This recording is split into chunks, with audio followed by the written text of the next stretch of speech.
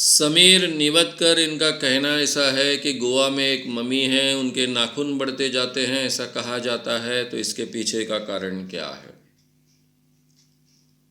ये सब कहा जाता है, ये बातें, और ये कहा जाता है, ये बातें फैलाई जाती है, इसलिए उसमें कोई तथ्य नहीं है ऐसा मानकर उधर ध्यान मत दीजिए। ऐसी कहा जाता है, ऐसी कई बातें होती है। खुद जांचिए, खुद देखिए।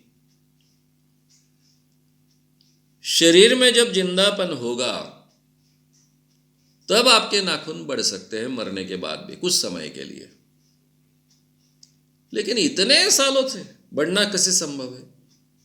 सिंपल लॉजिक है, ये संभव नहीं।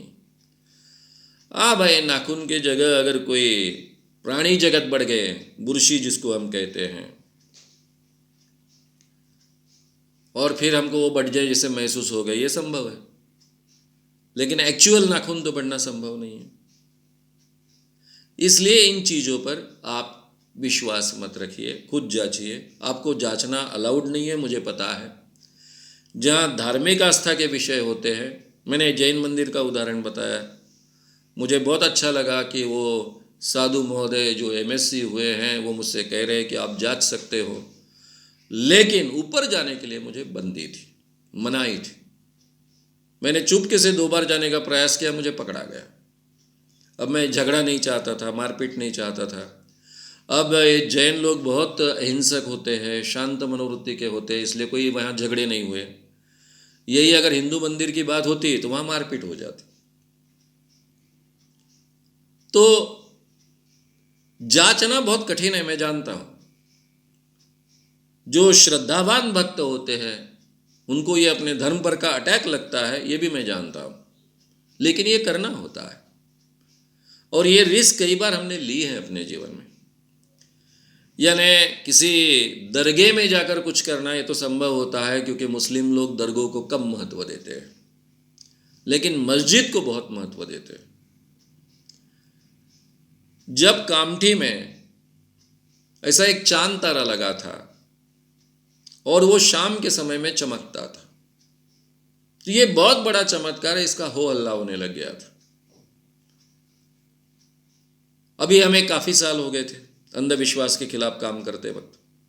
हमारे उमेश बाबू चौबे जो हमारे संगठन के कार्याध्यक्ष रहे, वे और उनके पूरे के पूरे साथी, ये कामठी में जो चल रहा था मस्जिद में चमत्कार, उसको ढूंढने चले गए। मुस्लिम साथियों को साथ में ही लेकर गए और उसके पीछे के कारण लोगों के सामने रख दिए। बाद में उसमें कोई नयापन बचा नहीं। ये इसलिए संभव हुआ कि इतने सालों तक हम जो काम करते आए उस कारण हम किसी धर्म के खिलाफ नहीं, ये विश्वास निर्माण हुआ था। इसलिए मुस्लिमों में जो अच्छे लोग थे उनको पकड़ कर ये काम हम कर पाए थे। तो ऐसे अगर कोई अच्छे लोग हमको मिल जाते हैं तो इन चमत्कारों को ढूंढना आसान हो जाता है, नहीं तो बड़ी मुश्किल हो जाती है।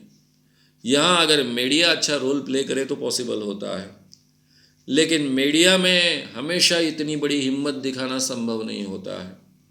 अगर बात बड़ी है, बड़ी मंदिर की है, बड़े लोगों से जुड़े हुए चीज़ों की है, तो फिर मीडिया भी चुप रहना पसंद करती है। जो पत्रकार एक्टिवली कुछ करना चाहते हैं उनको भी चुप किया जाता है, तो इसलिए बड़ा मुश्किल होता है।